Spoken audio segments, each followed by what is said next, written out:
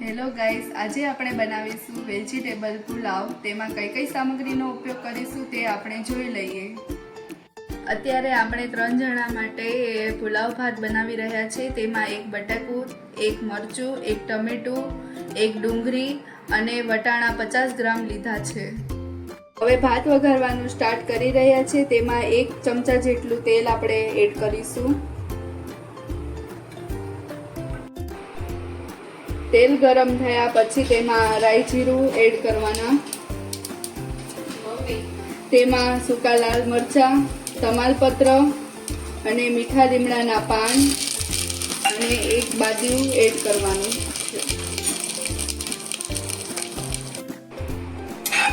હવે આપણે તેને હલાવવાનું છે અને તેમાં આપણે ડુંગળી એડ કરવાની છે। ડુંગળી એડ કર્યા પછી તેમાં આપણે ટમેટા એડ કરવાના છે।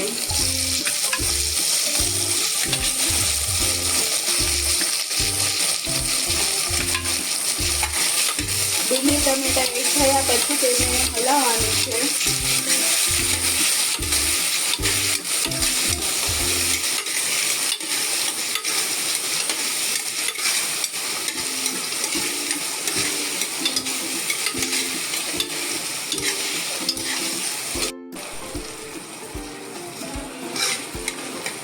ટમેટા ડુંગળી પાકી જાય ત્યાં સુધી તેને હલાવતા રહીશું।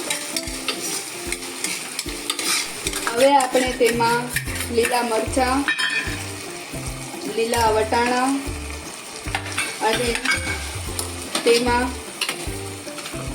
બટેકા એડ કરીશું।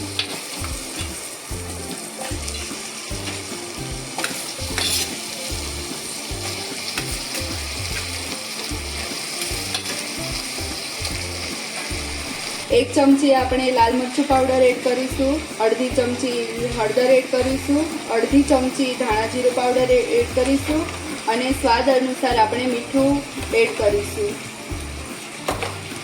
મીઠું એડ કર્યા પછી આપણે તેને એકદમ સરળતાથી હલાવી લઈશું તો એકદમ મસાલો મિક્સ થઈ જશે।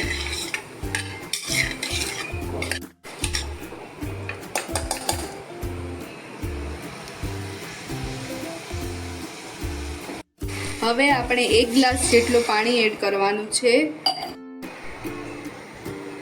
હવે આપણે 1 વાટકા જેટલા ચોખ્ખા પાણીથી ધોઈને લીધા છે તેને આપણે વેજીટેબલ સાથે મિક્સ કરીશું।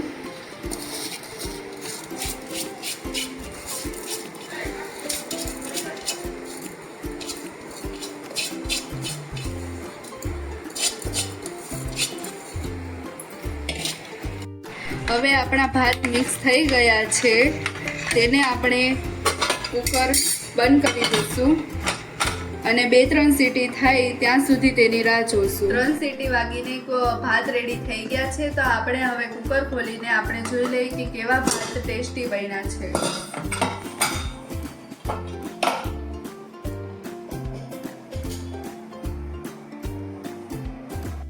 હવે ભાત બનીને રેડી થઈ ગયા છે તેને કોથમીરથી ગાર્નિશિંગ કરી દીધા છે। હવે તમે જોઈ શકો છો કેવા ટેસ્ટી ભાત બની ગયા છે।